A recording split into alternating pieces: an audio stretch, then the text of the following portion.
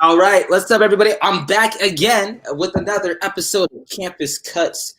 Today, I actually have one of my a really special guest, somebody, an educator, a social work, a social activist, somebody that's actually in the trenches, somebody that's actually doing for the community, running for District 4 of the Waco City Council. She is just from mutual friends and just seeing who she's about and who she's around. She's about the people, and she's about making sure to bring community and bringing people together and making sure that they know that they belong. And she's all about making sure she's challenging the status quo. Miss Professor Kelly Palmer, welcome to the show, Campus Cuts.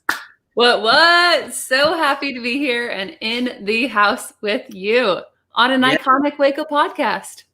Oh man, I wouldn't even say it's a Waco podcast. It's just a kid, a student that just was on a mission to let people's perspectives be heard, and trying to combine both the Joe Rogan experience, but also LeBron James, The Shop, his show. Those two really influenced this, and I wanted people to continue to felt like their voices heard.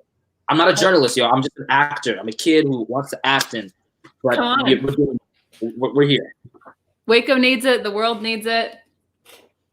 Yeah, I'm so blessed. Okay, so I did my little introduction of you. So, Miss Palmer, Professor Palmer, who are you? What is your name, your occupation, and why are you here? Or what do you do?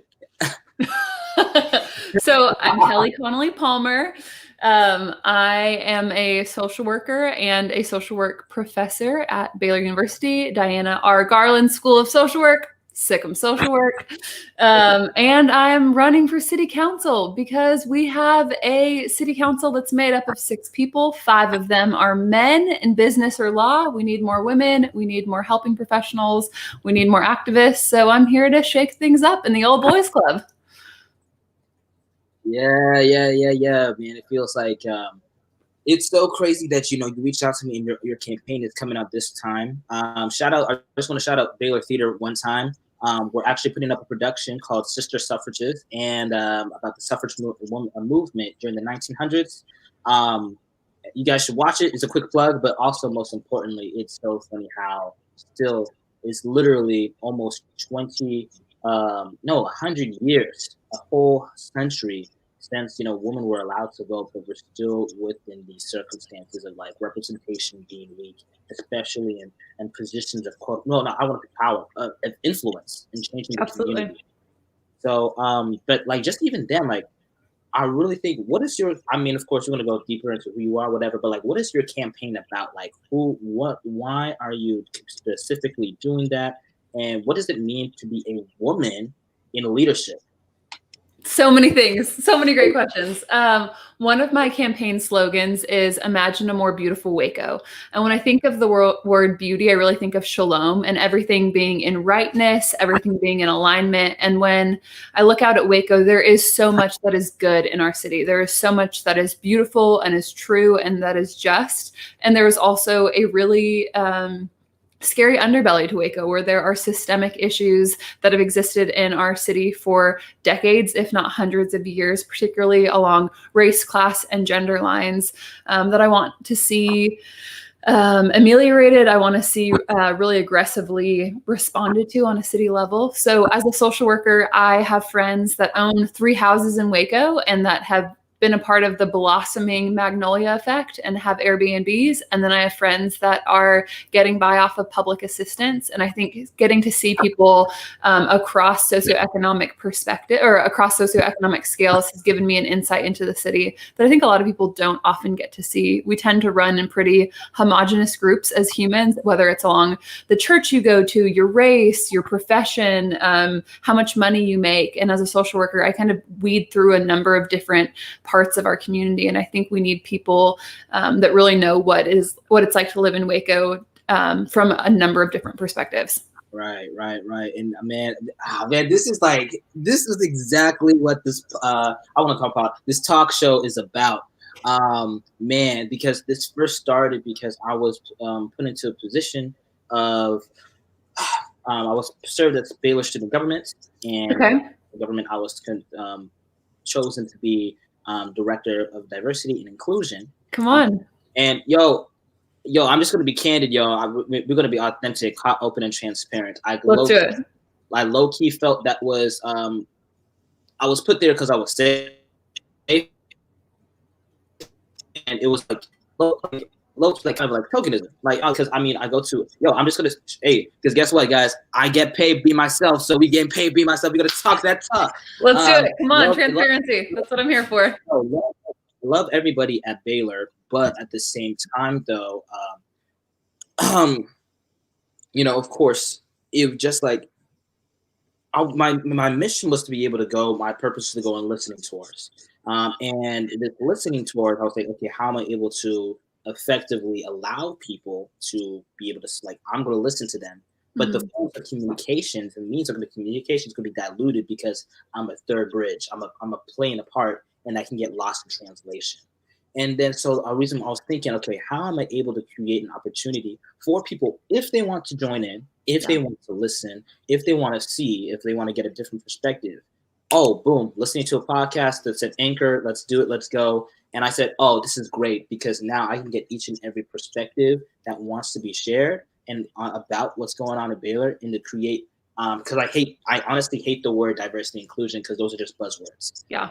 And which I know what you are about down in your core is about equity, justice, and true representation. Come on. Yes. For the audience that's tuning in, I got 5 people live. Shout out to everybody that's live. Shout out to the 5 people y'all watching. I don't see. This is the beauty of being an underdog because you can just go crazy. What does equity and inclusion and justice mean for you, especially as an educator, especially in social work? Now, I know that the big Baylor and the School of Social Work is completely different. So I wanted to get your point of view. Yeah, when I think about the difference between equity versus diversity, I think about power. Racism and classism and sexism and all of these things are ultimately about power and money. And so as a social worker, I want to see everybody brought to the table and everybody have equal voice at the table. And we know that that's not happening in our country. We know that's not happening in our city. We know that's not happening at Baylor.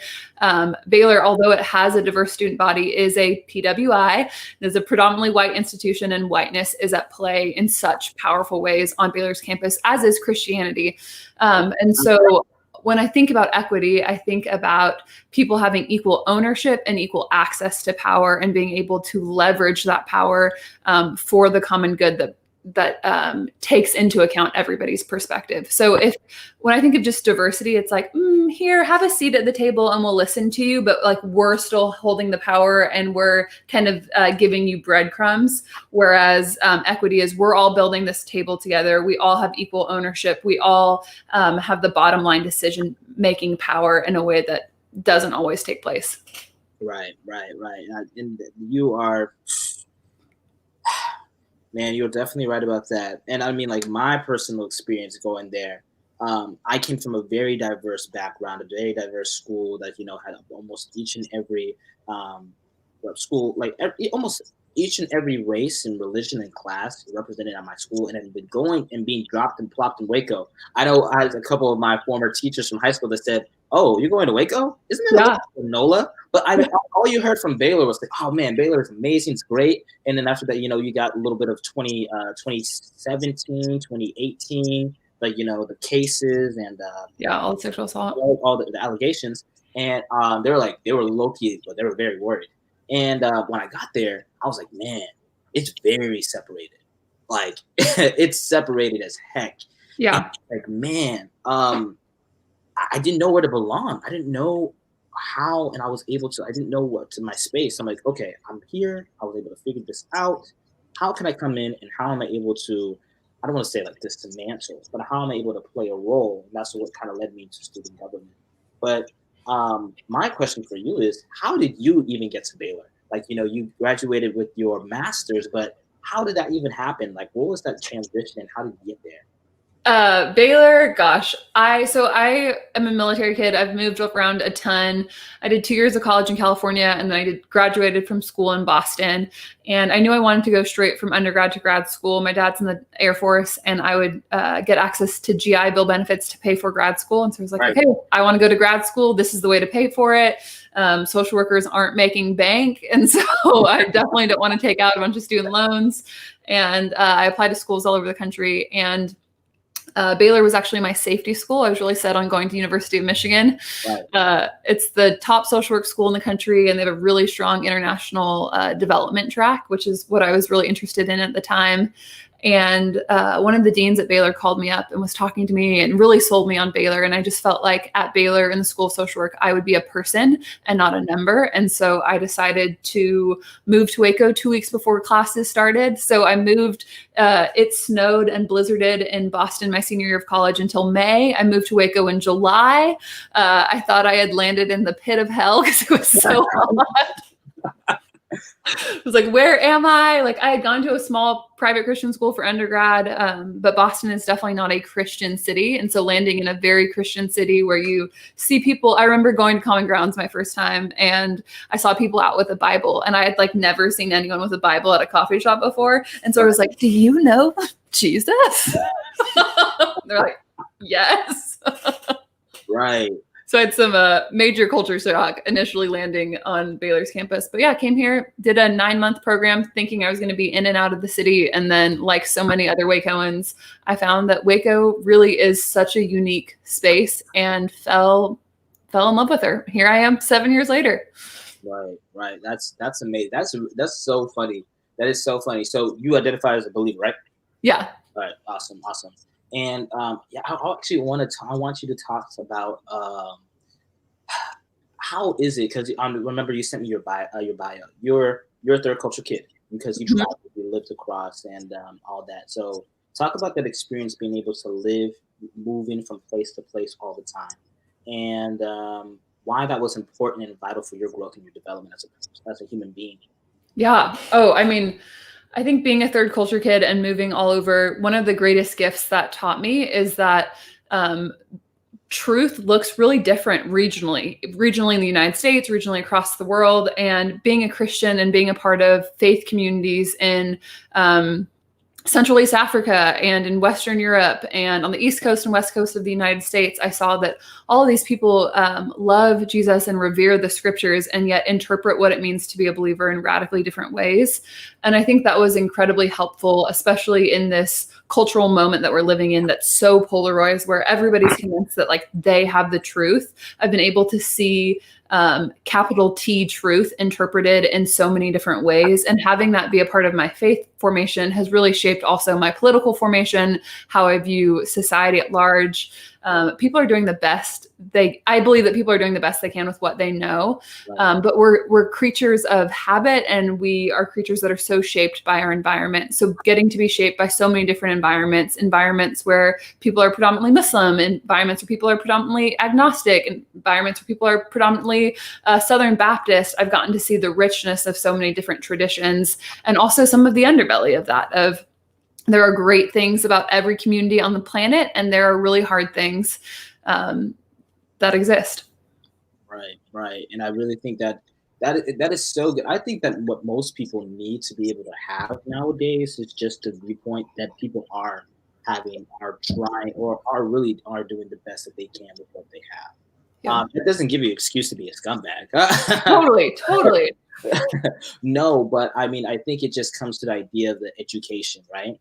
And what was one of those moments when one of those pivotal moments in your life that you realized that you were that minority, but despite you being that minority, that you were embraced?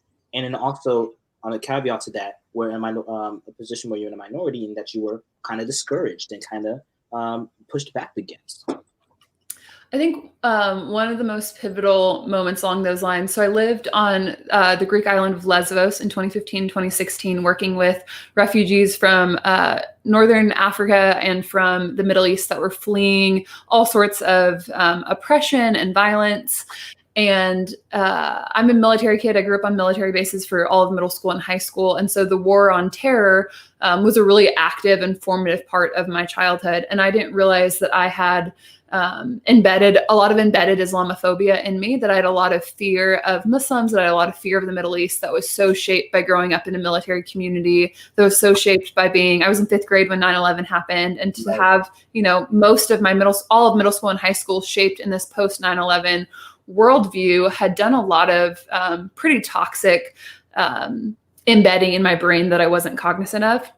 Wow. So one of the winters that I spent working in a refugee camp in Lesbos, I just met the most phenomenal people. Middle Easterners and Arabs are so generous to the core of their being. Eastern cultures, I think, are just they're so relational in a way that a lot of the West isn't. There's such a high value for hospitality. So I remember sitting in camp November, December of 2015, and it was freezing cold and people were living in tents, and I would just go talk to people, anyone that spoke English, people from Afghanistan, Iraq, Iran. And I would ask people, like, why are you fleeing now? What happened? And people would invite me into their tents, and people would give me a glass of orange juice that they had in their tent, or they would offer me a cigarette, which I didn't smoke, but just that act of like, hey, I see you and I have something to offer to you, even though I'm coming there as like the helper and they're there as the person to be helped. That dynamic really changed. And I realized, wow, I have nothing to fear in these people. These are people like I'm a person. I met a woman who was my age that was going to university in Damascus when the Middle Eastern, like the Arab Spring was going on. And so I was asking her what that was like. And it was just really interesting to realize, like, oh, I have written off an entire portion of the world as evil and dark and oppressive. And I've never explored that. And in no way is that true. No people group, no faith tradition is purely evil. As a social worker, I believe in the strengths perspective. So I believe every individual, group, community has inherent dignity, value, and worth, and has goodness within them. And so getting to spend 9 months living among Middle Easterners and Muslims, I got to see so much of the beauty that I didn't realize I had written off in my mind. Right. That's amazing. And I really love how you put that into perspective. And one of the things is, if anybody that's not familiar with the Muslim faith, is they definitely rely on one of the 5 pillars. And one of their pillars is about giving. Shout out to my brother, Fahim Ahmed, man. Love that guy. That's one of my great friends, one of my great bros from since middle school. The way that how they continue to interact and move and just being able to give willingly is just it's so beautiful. And at the end of the day, I mean, of course, believers, right? But it's an Abrahamic religion, and at the end, and we see that the same elements that exist between Judaism, Christianity, Islam, the core, and how that even started was there. Like it's the same. It's just more of just the differentiation and then all that and all the sex and all that craziness. But I really love how you were able to even be vulnerable and honest to be able to talk about that embedded Islamophobia. Because that's so true, because a lot of things have changed in terms of people's perspective when after 9/11 or after the other attack in New York that happened, or about other things. It's just like so many craziness. And so now my other question for you is, how has it been navigating life during this COVID-19, Black Lives Matter, some of the movement kind of been like risen by anarchists that are coming in to like changing the narrative. But and you as a social worker living in empathy, how has that been processing that? And especially as a white woman? Yeah, I mean, I think as a white woman, my first response is I am listening to my Black friends, and I'm trying to take really good care and tend to my friends that are experiencing a level of collective trauma and grief that I can see, but I'm not carrying that trauma in my body the way that you are as a Black man, the way that so many both African Americans and Africans throughout the world are experiencing right now. So practicing a lot of listening, practicing lament. As a social worker, we take classes in oppression, and we take classes in exploitation. And so I also teach classes on those things. And so I have had years of time to read about anti-racism and to read about the ways that we as Americans have codified racism into the core of who we are as a country, in our economy, in our power structures, in our schools, in our hospitals. So I've also tried to use this season as a time to teach other white people and to pass good material onto other white people, saying like, these are Black anti-racist educators that I've learned from. These are ways that I've practiced repentance. These are ways that I've practiced lament. These are phenomenal Black fiction writers to read. So when you're feeling overwhelmed by all the darkness, you can participate in Black joy, and you can bear witness to Black love. And also, these are, when you're ready to do the work, these are some of the places to start to do all of the unlearning. Like I was unlearning Islamophobia. White people, and I would say Black folks too, are constantly unlearning white supremacy because it's so ingrained in the fabric of who we are as Americans and as Westerners.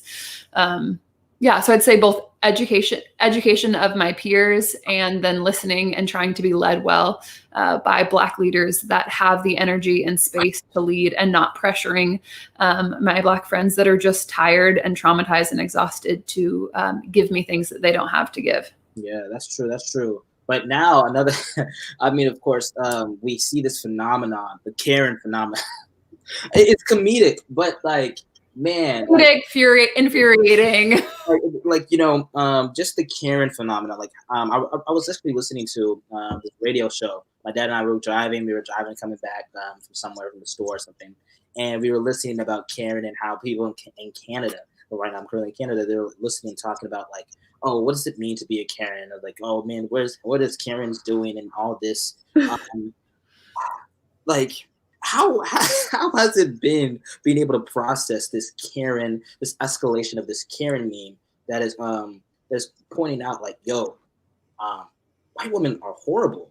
I mean, like, of course, when you're looking back at history, and we see that the accusations and a lot of things of how typically some evil people blame stuff on so many others. And I know that when people talk about that Karen thing, they talk about like this certain level of entitlement. I'm sorry, like this question is tough, but no, I'm here for it. Yeah, like we need to like have these conversations, like just like this entitlement that continues to be there. I'm not saying that there's entitlement. This is just like what some of the people have felt, but how has that been able to being able to process that? Yeah, I mean, I think it's real. I think something I felt really frustrated with even before this current, like this 2020 iteration of Black Lives Matter, is feeling really frustrated with white feminism. I am a feminist. I am a white woman. And yet so much of white feminism historically has been really stuck in like the upper middle class. And it's just said like, the only thing that matters is gender and white women having access to better jobs and more money. And as a social worker, I desperately want to be an intersectional feminist and see like there aren't just like Black people or white people or women. There are women with disabilities. There are women with disabilities that are Native. There are women with disabilities that are Native, and like all of these different intersecting identities. So I think in the last couple of years, I've just been like, wow, I've been pretty complicit in white feminism, and it's benefited me, and I haven't had to wake up to it. And so really actively since 2018, I've been trying to eject myself out of those spaces and into spaces where the conversations are a lot more intersectional. So starting in 2018, I was like, I'm only going to read authors with lived experiences that are different than mine. So 2018, 2019, I just read authors that were BIPOC, that were from the LGBT community, that were immigrants, that were from the global South, that were from the global East. I realized like, my mind is just being so formed by this very singular narrative. So when I look at the Karen phenomenon, I think that's so much of what the problem is it's so easy as humans to think whatever my experience is the experience of everybody else. I was listening to Code Switch, and I don't know what the statistic was. I think it was like, the best. I think the statistic was like 72% of white people aren't friends with a person of color. And I was like, damn, I mean, the implications of that are so serious. Right. And so on one hand, I'm like, oh, well, okay, yeah, it makes sense if you're living in a bubble and someone is telling you life is different outside of the bubble. It's hard to make that connection. But I think particularly as white women in this moment and white men, we need to be actively diversifying who we're listening to in our entertainment, in our news, in the books that we're reading in school, in the classes I teach at Baylor. I'm really big on bringing in guest speakers because I know, like, as a straight woman, as a white woman, as a Christian woman, as a upper middle class woman, I have all of these privilege cards that are making my worldview pretty narrow. And I want to expand both my worldview and that of my students. And I can't do that from my own lived experience. So for the Karens out there, you got to get out of your all white wealthy circles if you have any chance of being a better human.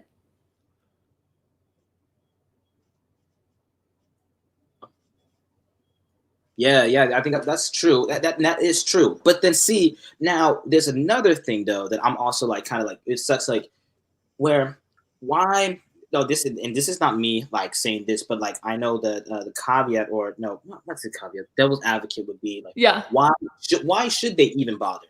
Like, why should Yeah. they even bother? Because they're like, hey, my life is good. That's on them. That's Yeah. what they got to do. Why should I stop even doing this? Because you know, I mean, of course, me as a black male, I do have privilege like no other, like, you know, with ableism, but the way that I'm able to speak, my privilege, my connections, all that, like that is there, that is present, and I think everybody does. But Yeah.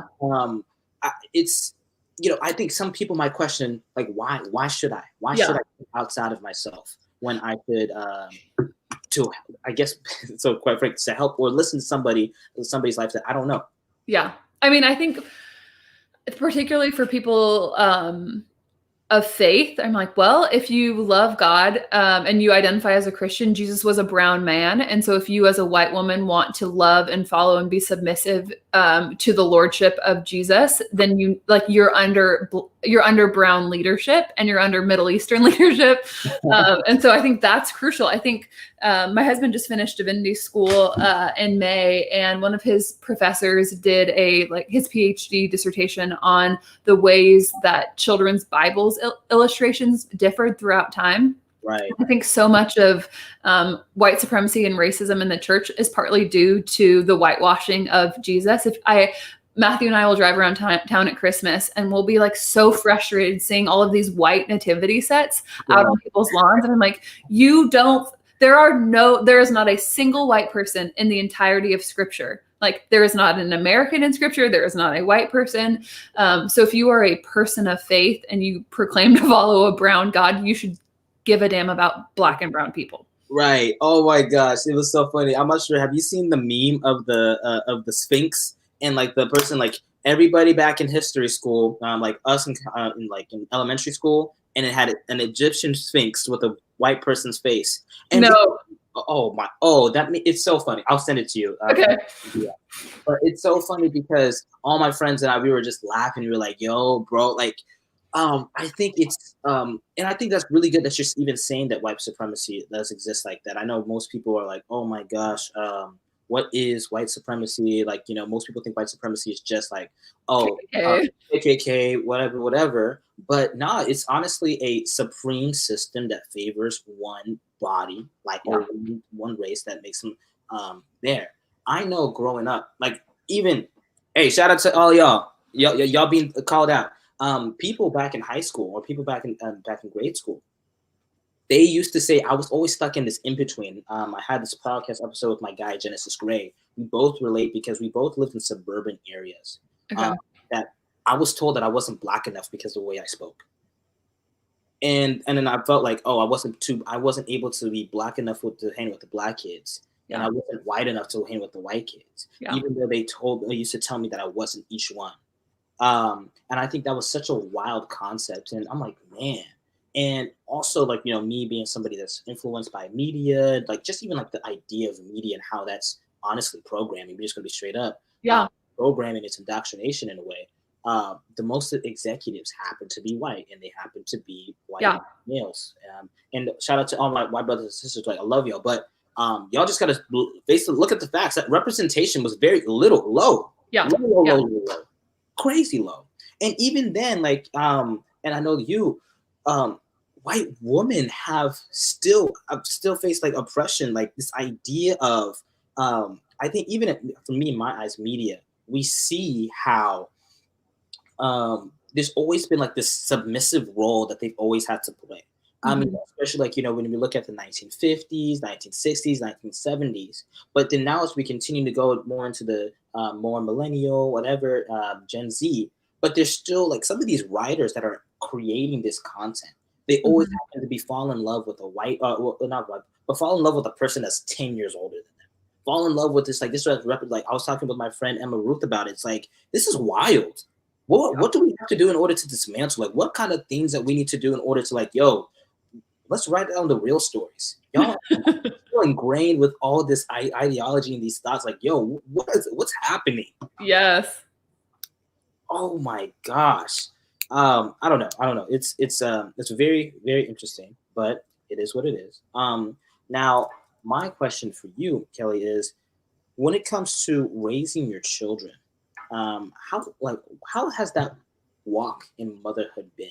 And especially like with your perspective and you fighting, or you advocating and fighting for voices of children who have been exploited, and what does that look like? Well, I don't have any kids. Oh, you don't have kids? Okay, my bad. TBD.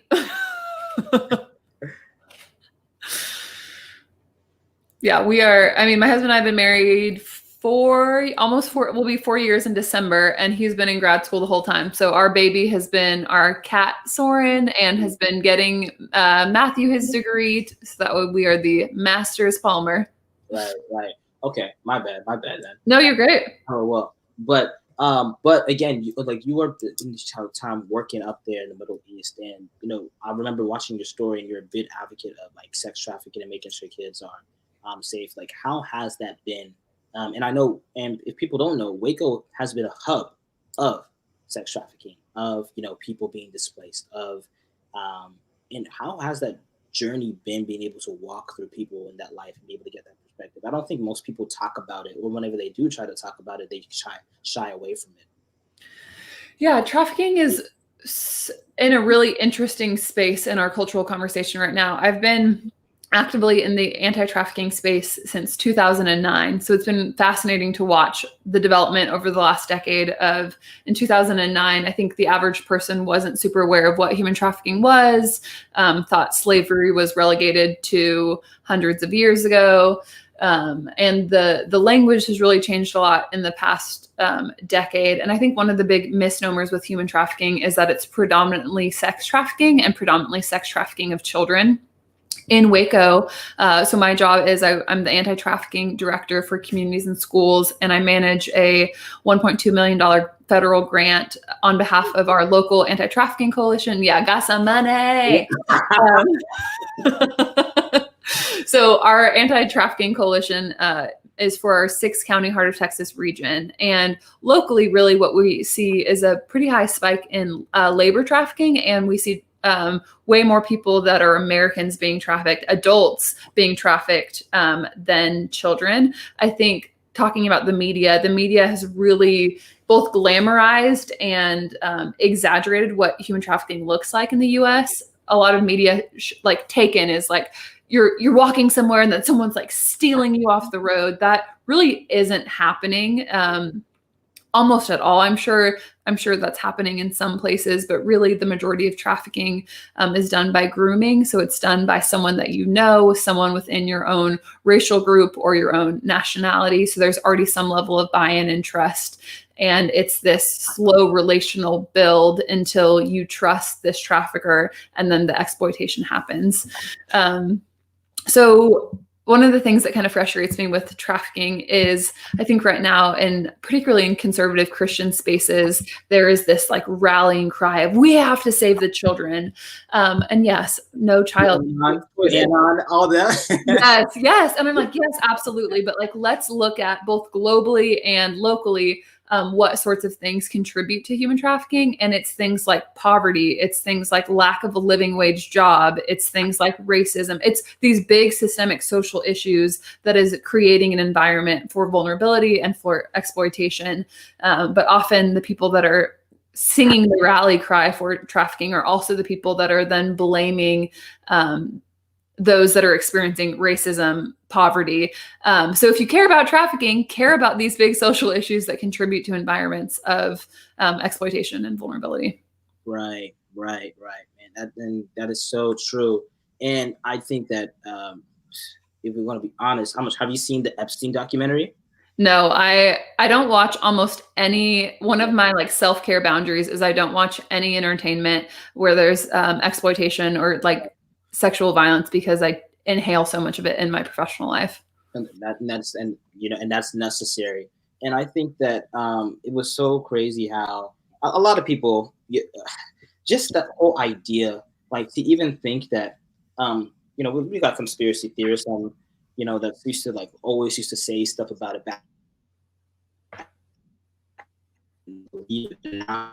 Like you can't be people like just the whole night even started was just like why would somebody do that?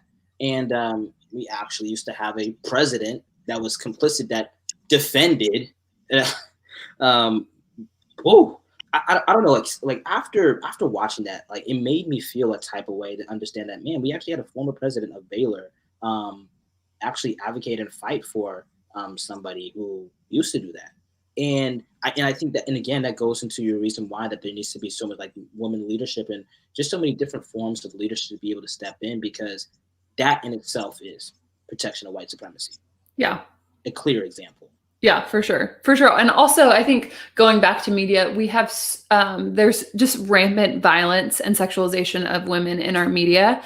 And we know that between high school and your mid 20s, your women's chances of being sexually assaulted or raped are 1 in 3.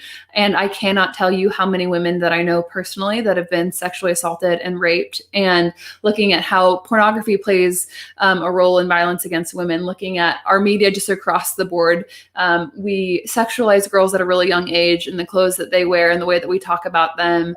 And so when we think about trafficking, it's like, okay, great. How are you or I complicit in this? How are we making jokes? How are we practicing consent in relationships, both sexual consent and just relational consent in general, of honoring someone when they say no and honoring someone when they say yes? In college, I took a addictive behaviors class and I did a report on pornography. And there was this large study that interviewed hundreds of men about what their takeaway was from porn.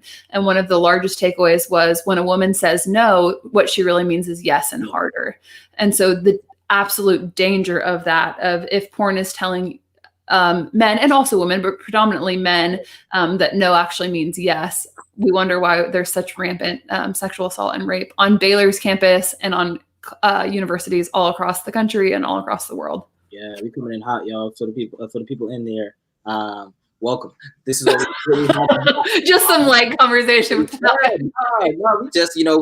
But this is, I think, and this is the whole point: be able to chop it up and bring that extension and transparency in a place where everybody can be involved and can just say what's up and say what's happening. Kelly, this is some good stuff. This is some good stuff, and I love that the work that you're doing. And how do you take care of? I think most people. I was actually even thinking to myself, man, how do social workers take care of themselves? The only basis of social work that I was able to understand and was shaped by media was when I used to watch the movie Precious. I watched the movie Precious with my, and that's a great film, but incredibly intense film too. Intense. I watched it when I was like 13. I was like, whoa, what the heck? Oh, yikes. Woo.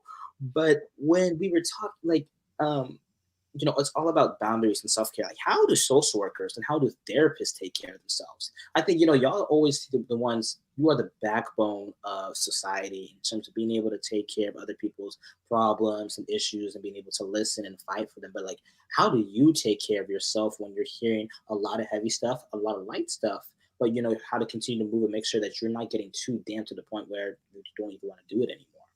Oh, this has been the saga of my 20s. So I'm 29. I have burnt out to the point of needing to completely quit my job and take months off of work 3 times in my 20s. Oh, wow.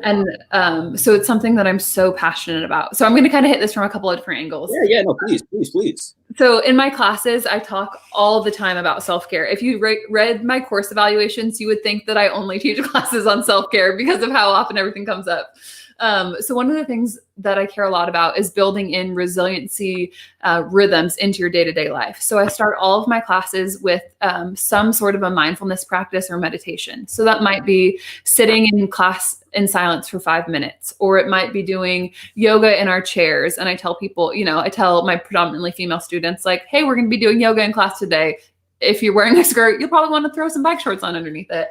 Or last fall, I was teaching in class, the new student experience class, and I found a violin version of a Lizzo song. Really listened to that and had this moment. But we as a society move at such an incredibly fast pace, and a part of white supremacy culture is valuing output at all cost. And so I really try to emulate to my students, you are a person in my classroom before you are a student, before you are a social worker. I want to care for you as a person. That means caring for your body. That means caring for your mind. That means getting enough sleep. That means drinking enough water. So I talk about those basics a lot, and I try to practice them a lot. I think part of what contributed to my burnout historically was a pretty toxic theology that I loved, like Isaiah 61 and all of these verses that talk about you going out and, taking the chains off the captives and freeing the exchange of beauty for ashes. And that's not, I can play a role in that, but that's not my role. I'm not the savior of the universe. Right. But part of what I ingrained from this evangelical theology was that I was supposed to burn myself out. And if I was burning myself out, and if I was pouring myself out for the oppressed, that was how I was being a good Christian, when instead I was just destroying my body on this altar of take all of me. So part of my healing process has been discovering a theology that's rooted in care and sacredness of my body. I think particularly in some charismatic spaces, it's your body is evil and impure, but your mind and your soul are good. And so I've done a big reframe of my body is sacred, and I refer to my body with my pronoun. So my body is a her, my body is a she, and she has my best interests in mind. And she tells me when something is dangerous, and she tells me when I'm tired, and she tells me when I need a break. And so learning to really listen to my body and tune into her and then move from that space has been huge. I also am a massive proponent of therapy. I've spent thousands of dollars on trauma-informed therapy. I've done EMDR. I've done talk therapy. I think most people existing in the 21st century have trauma, if not from their home, their family of origin, then from the environment. And so I think everybody that can afford it should use it. Something I tell my Baylor students is you're paying a ton of money, and part of that money is going to Baylor Counseling Office. And so take advantage of the free therapy through the counseling center. It is the only time in your life you're going to have access to free therapy. So use it. Right. I also do acupuncture, which sounds like so woo-woo. Yes. There is a great, Kristen Horner is an acupuncturist in town, and I have gotten splitting migraines, and I was having this insane jaw pain because when I'm stressed, I grind my teeth. And so my body was telling me something is off. So now every couple of months I'll go lay in her office, and she'll put tiny needles over my head, over my head and body, and I'll lay there and I'll take care of myself. But really trying to honor my body and saying when God created humanity, God said, this is good. And so trusting that my body is good, and trusting that being a follower of Jesus, that Jesus showed us what it looks like to be fully human. And to be fully human is to have needs, and needs are okay, and needs aren't problematic like I previously believed them to be. Right. And I think that is so true. I think especially the idea of prosperity gospel and the prosperity theology does damage that, just the idea of us taking care of ourselves. I mean, because in the word it does say, your body's a temple. Like God, like Yeah. it holds a spirit, but then at the same time, how you're supposed to have a healthy spirit, healthy mind, healthy whatever, without you taking care of the exterior, which also helps alleviate to take care of the interior. But I think you really made a good point about the idea of people going to therapy, um, and for us to um, do that. And I think our problem, what something that needs to change, is making therapy accessible. Absolutely. Um, how how are you seeing? Are you working with people that are actively working and making it, trying to make it accessible? And how would you like to see that change in the next coming years? Whether you actively within the civic, you know, Waco, or also like on a grander political national level. So a few people have been talking about health insurance in this country. You may have noticed it's, Right. just a tiny little conversation some people are having. And I think one of the parts of that conversation that really needs to be centered more is having mental health care be a part of insurance. I have insurance through my job, and most therapists in private practice don't take insurance because it's a nightmare on the therapist's hand, and they often end up losing so much money. And so it's just not accessible to so many people in private practice. So I think we absolutely need to find ways with national insurance providers to make sure that mental health care is provided. In the country right now, the number one provider of mental health services are our jails and our criminal justice system. And so we need to look at why that is, why we are policing people that have either diseases or that have really challenging mental health diagnoses that put them at risk for interfacing with law enforcement in ways that are incredibly dangerous to their health. So lots of things there. I know some great therapists in town that do a portion of their job pro bono. Also, to become a therapist at the master's or the doctoral level is incredibly expensive. So it's such a hard line to balance for therapists of they need to be able to provide for themselves. They need to pay back loans, Right. get into therapy because you want to help people, but often the people that you can afford to help are those that can pay full costs. So I don't know what the solutions are, but certainly lack of accessibility is a huge need. I think also looking at the stigma, whether it's a stigma along racial lines or along faith tradition lines or along nationality lines, we often believe that, those with mental health problems are bad or they're unfaithful, or like there's such a negativity associated with being a human and having needs. And so ways that faith leaders and politicians and influencers can both normalize therapy and place value on it, I think is incredibly helpful. I tell all my students, like, I love therapy. This is great. I have a therapist. I want to normalize, like, you can be successful and still be a hurting human with wounds. These are not mutually exclusive categories. Right. That's definitely so true. And I know that especially around the church, though, um, such a funny relationship. It's like, oh, you're sad or whatever, pray. I know, Yeah. like, I know. Holy Spirit for joy. Like, it's like, wait, what? No, like people are actually going through some stuff and they don't even know that they need to. I know, and this hasn't happened in my life, but I know friends who are colleagues that, especially African households, just the idea of talking to somebody is asinine. Like you talk to us, you don't know. or even the church is like, oh yeah, you just need to pray it away. Yeah. Pray it away. And I think that is so damaging because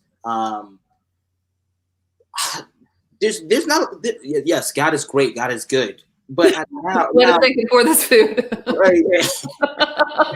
But now when it comes to just looking at like some things, like faith without works is dead. Yeah. And I don't think, like, if you're not going to take care of yourself, and I think, and that's like, and this, and I want to point out like conservatism, or whatever. And I know pulling from your bootstraps or whatever, like pull from your bootstraps, walk away, you'll be fine, whatever. But that is, I think this is the reason why we're here. The reason why we're here at this moment right now in our country, because of so many of these stigmas and so many of these things not being accessible, and just like these ideologies that are completely whack. Yeah. And I mean, I think, not to harp on white supremacy, but it's 2020, so let's do it. But white supremacy is one of the tenets of white supremacy culture is black and white thinking. So things are good or things are bad, things are slow or things are fast. And I think we see so much white supremacy filtering into white Christianity and just Christianity in America at large.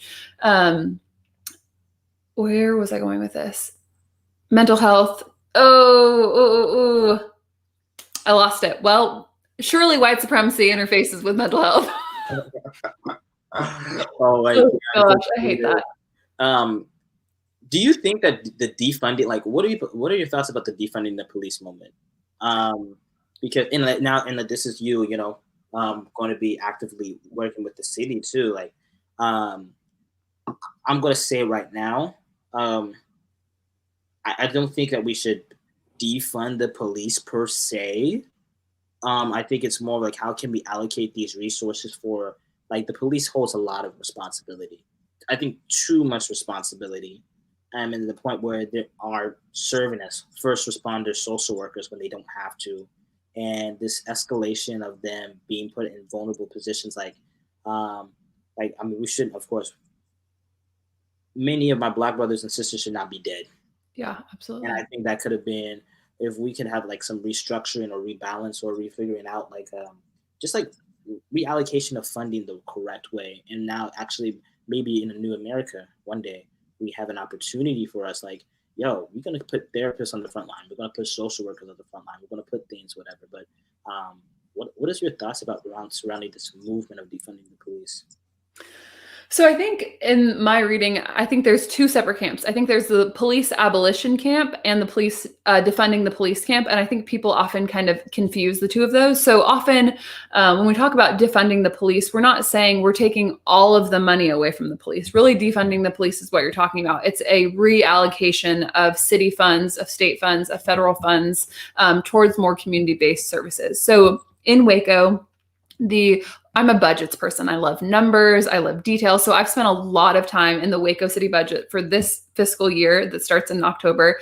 And then the past 3 years. And the way Waco does our police budget is it's within the larger public safety piece of the pie, if you will. So I think it's animal control, fire services, police services. But in Waco, consistently, public safety is the largest budget category year after year after year. Wow. And the Waco City Council just voted and agreed upon the budget for the next fiscal year. And in the midst of conversations all around the country for people to take funding away from police budgets, our city council voted to add another $1.5 million to Waco PD for this coming year. Meanwhile, in Austin City Council cut $150 million from their police budget. Whoa. And so they're all an hour and a half down the road. So two very different orientations with two understandably different city makeups and radically different size budgets. But that's a conversation that really is, I'm not seeing elevated in Waco. And the way that was justified at the city level was for community policing. Community policing is a big part of the conversation right now. And in Waco, we had community policing in the 80s and 90s. And so the city council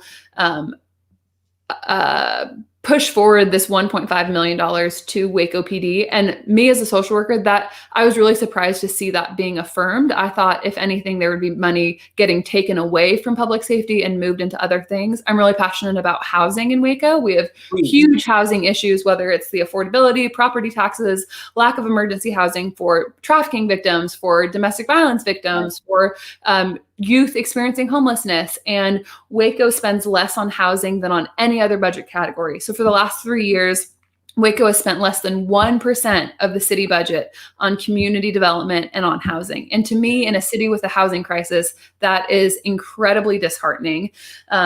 So when I think of defunding the police, I want to see money go away from public safety where it can to fund really needed community resources like mental health services, like housing, like jobs with living wages. In Waco, our median income is $37,000 a year. And in my district, 44% of my neighbors make less than $25,000 a year. Like, I hear this. There are huge needs in the city, and there are huge needs in cities all across the country. And so to me, the the policing conversation is let's reprioritize what we really value as a community. And perhaps if we spend more money on public services, on quality housing, on livable wage jobs, then we won't see this interface with law enforcement to the same degree that we see right now. Right, absolutely. And that's so true because, I mean, quite frank, I was reading some statistics, studying some just reports about the housing crisis. Like, there's more empty homes there than there are homeless people. Yeah. That is that is so asinine. There is more there's more food being wasted. But approximately there's about $7.2 billion worth of food being wasted every year, and that's just within restaurants alone. That's just in the restaurant industry. Imagine for all the imagine just groceries, Absolutely. all this. Like, there's an opportunity for us to be able to hopefully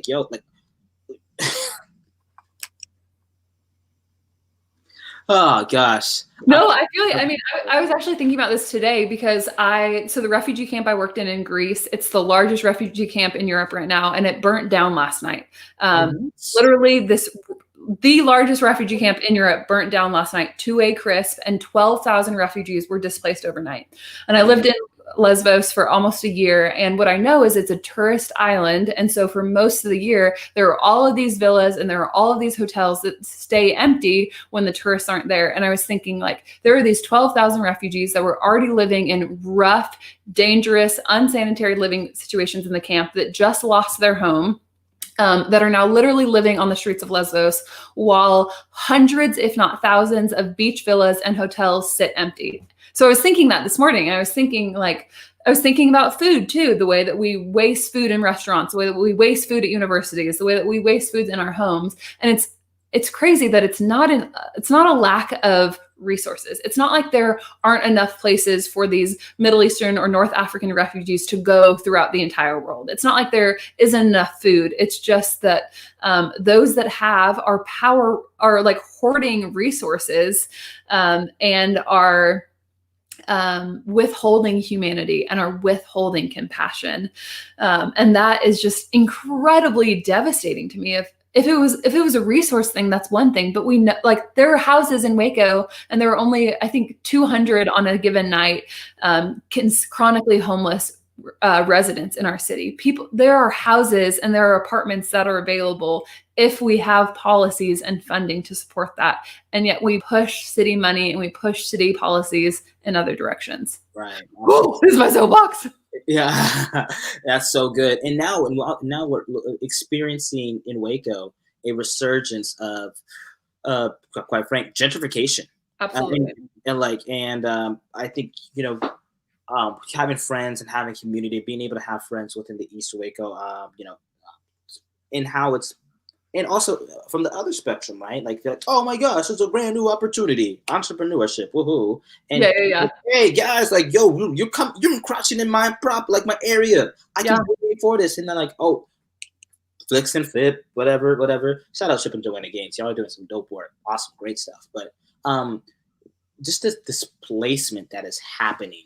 I don't know, like, I'm not the most well versed because of course I don't live in Waco like that. But what type of solution or do you think needs to happen in order for us to continue to hopefully collaborate and be able to help unify the community rather than people being pushed out because of property being bought and we got companies that are doing touring, and from touring to churching to more money into other people's pockets, and yo, say it. Hey yo, love, nothing but love. But and this is me speaking with an entrepreneurish minor, being able to see this. But I'm like, yo, and thoughts. Oh, I mean, so many thoughts. I think one of the things, again, that we, particularly as Christians and Westerners, really struggle with is we have an insane sense of entitlement to the entire world. Right. So I think when we look at gentrification, whether it's along business lines or home lines, I think one way that we can practice being good neighbors is asking the question of, like, am I welcome in this neighborhood? Like, am I who my neighbors want to have? Am I providing a business that is going to serve this immediate vicinity of residents, or am I trying to bring new people into this area that's then going to displace people? So I think one of the things that's promising on city council right now is Councilwoman Bearfield, who is the District 1 councilwoman, which is over Elm Avenue and East Waco. She is really protective of that space and really trying, as development comes in, really trying to bridge the gap between developers and residents to say, we want businesses here. We have closed shops that we'd love to see open and full of new life and providing services, but let's provide services and restaurants and grocery stores that our residents will frequent and not feel uncomfortable accessing. Right. I think housing wise too, I mean, gentrification is inevitable with city growth in so many ways, but I think as a city, there are ways to provide policies that are protective of neighborhoods. I went to school in Boston, and there's some really cool community development in suburbs around Boston where they have locked the rental prices. And so people can continue to live in these neighborhoods for years or for decades because the rent is frozen. So people aren't getting pushed out. But I think it takes being proactive and not just reactive to not see particularly low income and Black and brown communities being pushed out of generational homes. Right. And oh man, and I'm just thinking about I don't know, low key, if I'm gonna be quite frank, I'm low key scared. Well, yeah, I'm actually nervous about after graduating. Because I'm just looking at like I don't want to say like the world's not put against me, but it's confusing. Yeah. It's tough, and I'm just like, man, this is me speaking from my privilege. Like, holy moly, what about everybody behind me, or quote unquote behind me, or like people would be considered like, you know, not good, not fit for society or anything. That is such a little bit a disheartening thing. I'm like, okay, man, how am I able to create, you know, community, and what is the establishment? What does it mean to have community? What does it mean to be able to help allow people to be more equitable? How can we continue to just let people continue to thrive? Because personally, I believe that there's so much abundance, and it's just like there's a lot of greed. There's just been a lot of greed and a lot of people just not being so receptive of just being ego, ethnocentrism, and us being able to take over everything. But anyway, that's actually another topic I want to dive into you about. But you know, you being a global person, you being able to travel, you being able to serve, and now this is kind of going with Christianity a bit, like the savior complex of missions, whatever. You know, you were out there serving and saving people, not saving people, like out there serving and walking with people and be able to find that, build that. But what are some of your thoughts about somehow some people look at, they feel like they have this savior complex whenever they do go on mission trips or anything of that nature? Because you firsthand have lived out serving and moving and living, and where some people just go out for a week and think, yay. Yeah. For sure.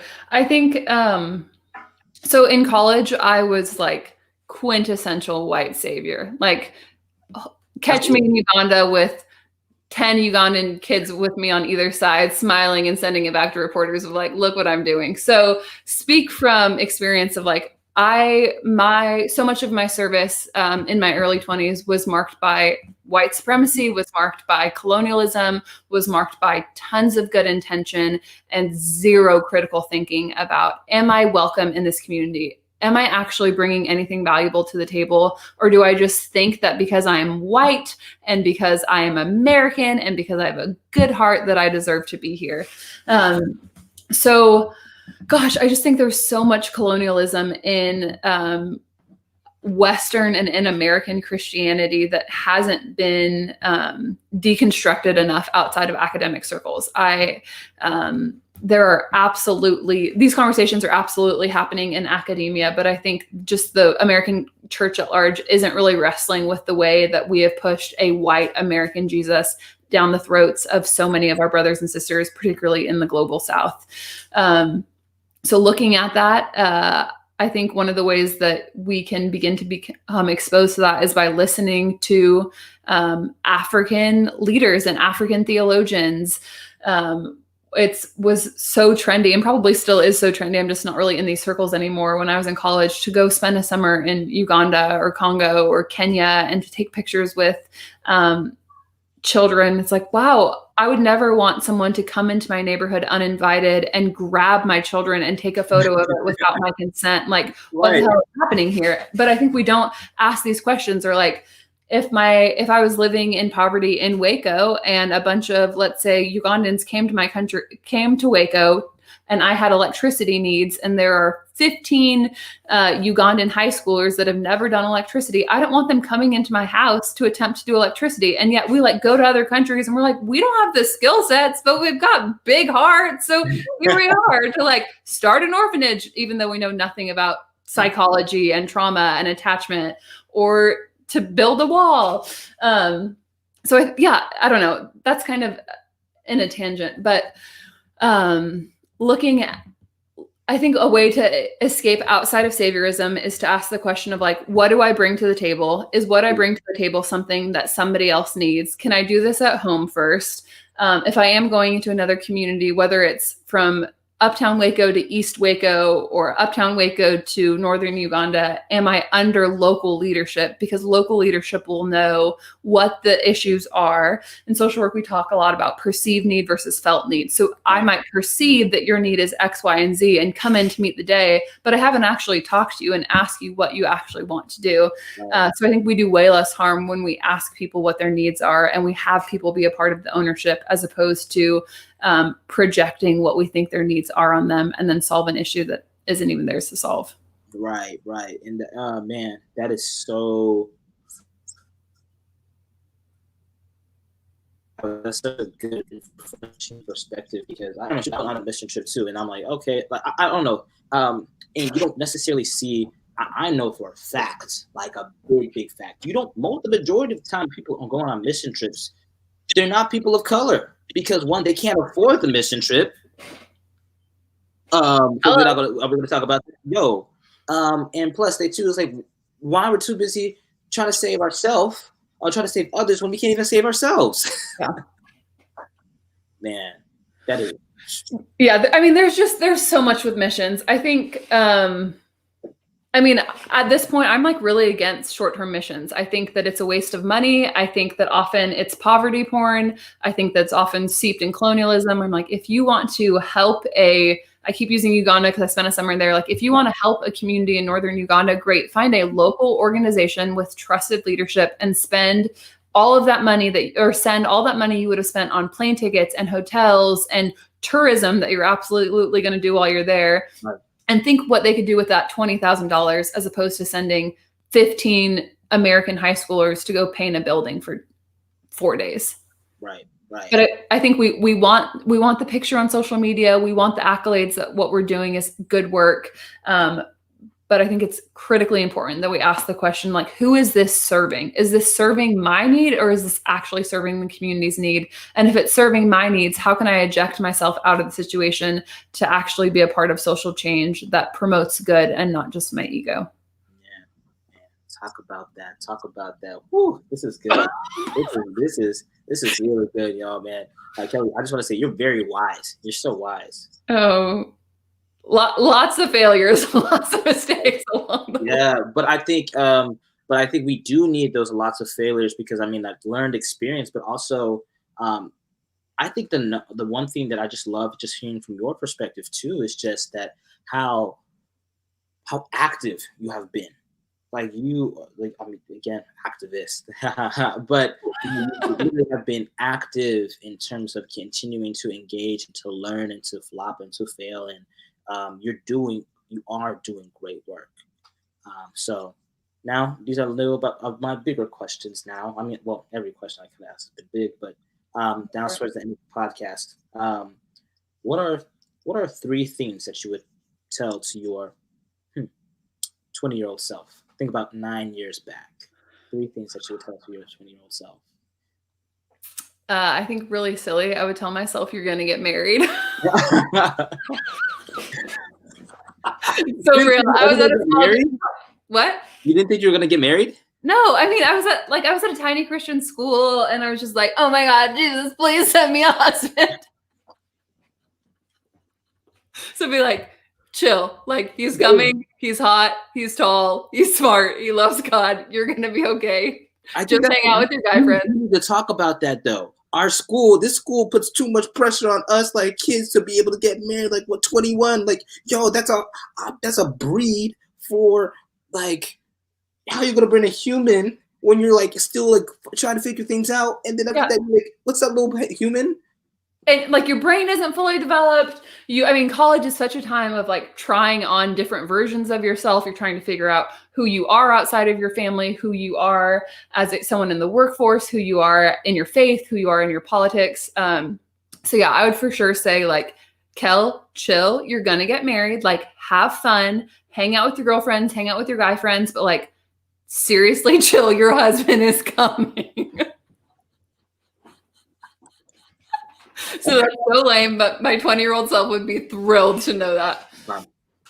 I would also say slow down. I think I left college feeling so called, and I felt such a sense of like, this is who I am. I know what I'm doing. God has a special call on my life. And I don't think any of that is wrong, but I left college like sprinting, and I lost a lot on the way. Like I lost myself, I lost my health at various points. So I would just say like, slow down. Like, you don't have to be the savior of the world. You don't have to have your dream job at 22, at 25, at 29, at 30. Life is a marathon.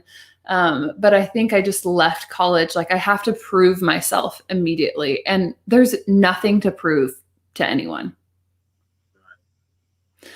And then my last thing, I think my last thing is I would say God is a woman. Oh. I would say so much of college for me was connecting with like God as Abba, God as Father, and that was really healing for me. But I also took in a shit ton of sexism by going to a small private Christian school. And I remember distinctly thinking my junior year of college, like, my life would be so much better and so much easier if I was born a man. Like, I could go on runs by myself every day. I was a big runner in college. Like, I could go on runs and never be afraid of like being attacked, which also my whiteness, I mean, that is a whole other conversation. But yeah, so the last couple of years in finding theology that honors the God who is outside of gender. And so I know when you interviewed Jocelyn, she was talking about like God and feminine pronouns. And that has been so healing to me, to think of like God as mom, God as mama, God as mother.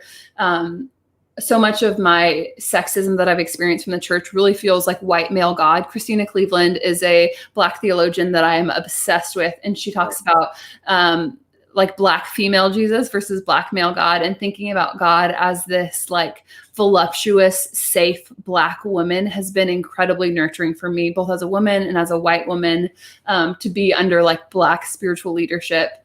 So I'd say like, Kelly, God as a woman, what does it look like to explore the sacred feminine, to explore God as divine? Because that means that I'm divine too. I think so much of the sexism was that like being female is like being a second class Christian, and knowing like, no, who I am is sacred, who I am is good. There's power in my femininity, just like there's power in my masculinity. And if I am reflected and made in God's image, then God is God as she is, God as he is, God as they is, God is outside of gender.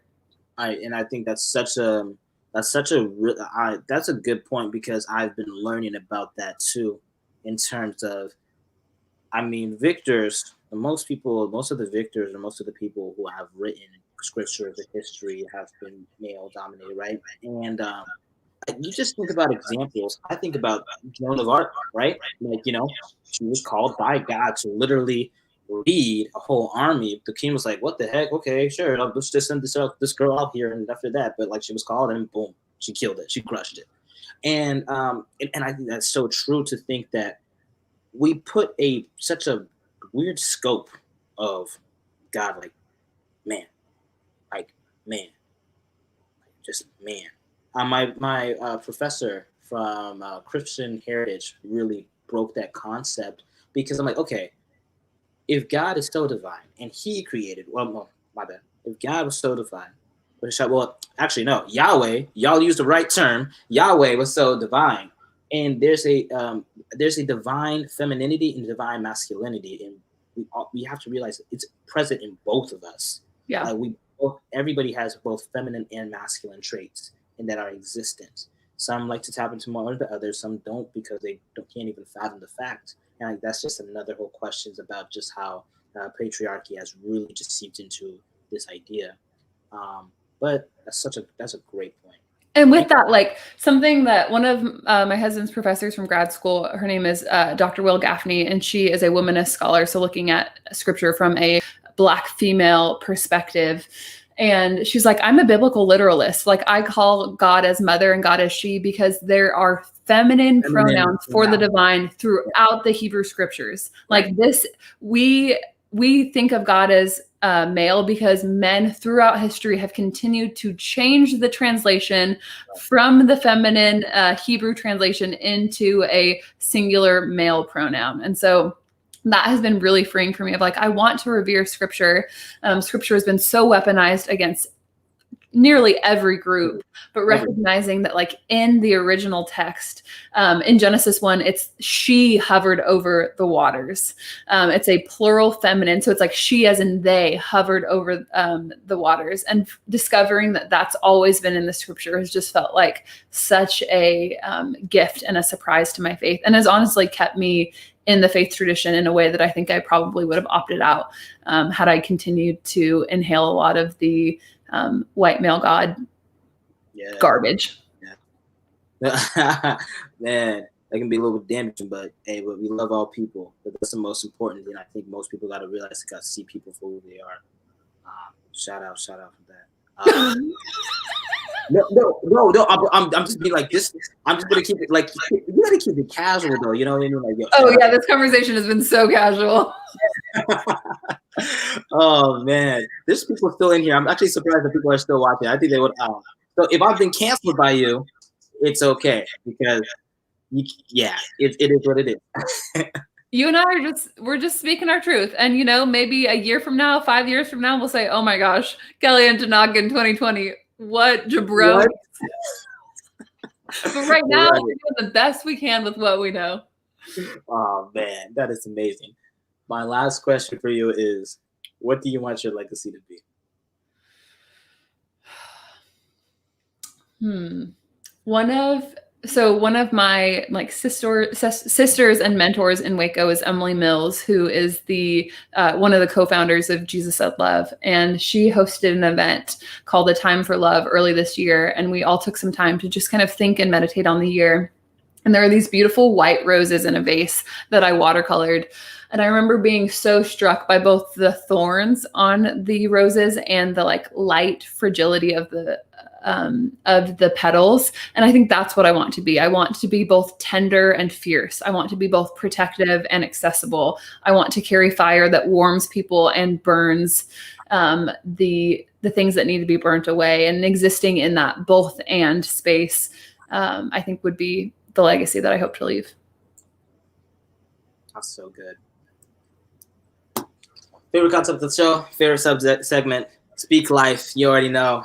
Shout out to James. There's life and death in the power of the tongue. So just gonna say it here. Kelly, this is our first time interacting and talking, but first of all, shout out to you for actually like going back to the catalog and actually listening and actually enjoying the content. Like, oh, it's so good. It's so good. What you're doing. Okay, wait. I want to go after you go. Okay, yeah, like there's days so I'm like, man, this is even worth doing it. But hey, if nobody listens, 0 views, 1 million views, people are being moved. If one person is moved, awesome. But first and foremost, I just want to say, man, thank you so much for your courage and you living out the gospel in such a way. I think everybody is in such a unique way, but you literally going out and serving people and listening to people, and being an advocate for the voiceless, being able to continuing to, you are the leader of the new school. And it's just such an honor, such a blessing to now meet you and be able to advocate and support all that you're doing. Thank you for just showing love and vulnerability and honesty, and for being able to continue to be authentic in who you are. and you showing people that, yeah, I can think that. And yeah, I am a woman. So what? I'm going to run. Or yeah, you know what? We're breaking it down and we're doing all this thing, and you have transformed and changed people's lives. It's a blessing to know you. And I'm just like, man, this is dope. This is dope. Who you are and who God created you to be is so amazing. And man, awesome. Incredible. Oh, Thank you for educating. Thank you for I being receive it. Thank you. And thank you for what you're doing on this podcast. I probably listened to 3 or 4 episodes the other day while I was working and just felt so encouraged hearing all the perspectives. And I love that you end your podcast asking people about their legacy and inviting people to reflect on who they want to be and honoring people for their gifts in the world. So to honor you, I think you're doing phenomenal work. I think you are 10 times the activist and just the human that I was in college. So I'm stoked to see where you're at 29 and just the massive I'm impact. not even 29. I'm 21. No, I know. I'm stoked to see where you're at 29. Yeah. Oh, shoot, man. I don't know. Like, who knows? I mean, I love watching the way that you like seek out people for your podcast and are not afraid to reach out to people that have hundreds of thousands or millions of followers, and you've had a TED Talk. I think your courage, your ability, your willingness to show up, to fail, those are incredible traits, and you are a kick-ass human. And I'm glad Baylor has you, and I'm glad Waco has you. And I don't think you should be afraid for what's to come after college. I think you are going to have really cool doors open to you that are going to be life-giving and are going to be energizing, and you're going to be around people that love you and are thrilled to be in community with you. So I'm stoked to watch what is going to be in store for you the next 9 years of your 20s. Yeah, man. Oh, wow. I received that. That is, I received that. That's good. That filled me up. I enjoyed that. Anyway, y'all, hope you guys enjoyed this session of Campus Cuts. If you've been moved, woo, Woo! that's good. And we are.